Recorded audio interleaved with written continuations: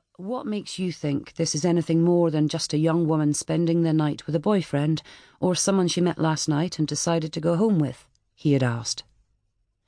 Her flatmate Becky told me they were supposed to be going to Seventh Heaven this afternoon. It's a health spa, sir. It's very popular, expensive too. Out of my range. Not that it's really the sort of thing I go in for anyway. Bit pricey for a pair of students then? Neal had asked. You'd think so, sir, but Amy had landed lucky, won some vouchers in a prize draw, or so she told her flatmate. It was Ava's turn to sound sceptical. It's a 2-hour drive away, sir, and they were supposed to leave by midday at the latest. A one-night stand would have to be pretty special to make you risk missing an afternoon of top-of-the-range spa treatments. Thought you said it wasn't your thing.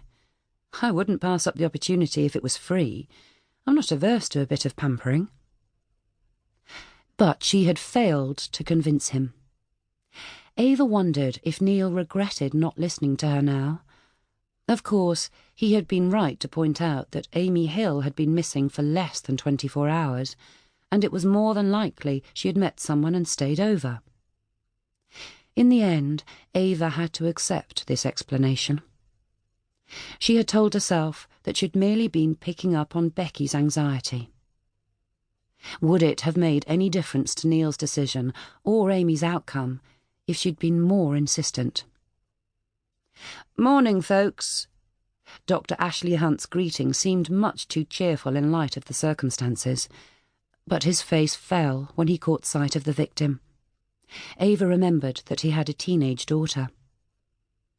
"Well, I hardly need to tell you that she's been dead for at least 24 hours, he said after a cursory examination of the body. "Cause of death is pretty obvious. Do you need me to spell it out?" "Asphyxiation due to strangulation by a ligature," Ava said in a monotone. Hunt nodded. "That just about covers it. No immediate sign of sexual assault. Of course, we can't be sure of anything until I get the poor lass on the table. If you don't need me, I have another call. Suspected suicide. All this dreary weather, no doubt," he said, with a glance at Ava, who was aware she must look like the proverbial drowned rat. The forensics team were unpacking their equipment. Ava shared a glance with one of the team, Dan, a slightly geeky guy she'd got talking to at a colleague's retirement party a couple of weeks ago.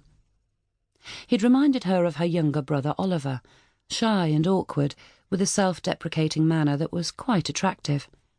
He even wore the same black plastic glasses. Ava smiled at his blush. His clumsy attempts at chatting her up had been quite charming.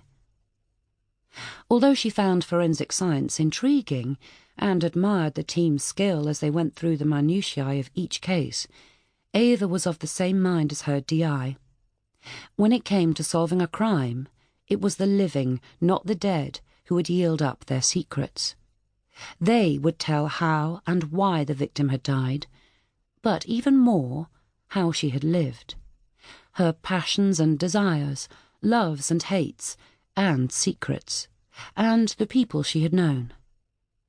Jim Neal swore that in all his years as an investigator, it had always been human frailty that had led in the end to a successful arrest and conviction. Ava was not about to disagree with that. Ava had been working with Neal for less than 6 months, and as yet neither had the measure of the other. Jim Neal had a reputation as a bit of a wonder boy, having risen through the ranks to his present status in record time, but she would have preferred to have been assigned to someone more experienced. No doubt he held the same opinion about her, the bit about more experience anyway. She had been a DS for only 6 months. Ava knew she wasn't intellectually in the same league as Neal, but she did believe she had other talents. She was committed and passionate, and she believed that she had a sort of sixth sense about people that helped her sniff out a crime. And she was attractive, which she knew gave her an advantage in interacting with other people. Sometimes she worried about this.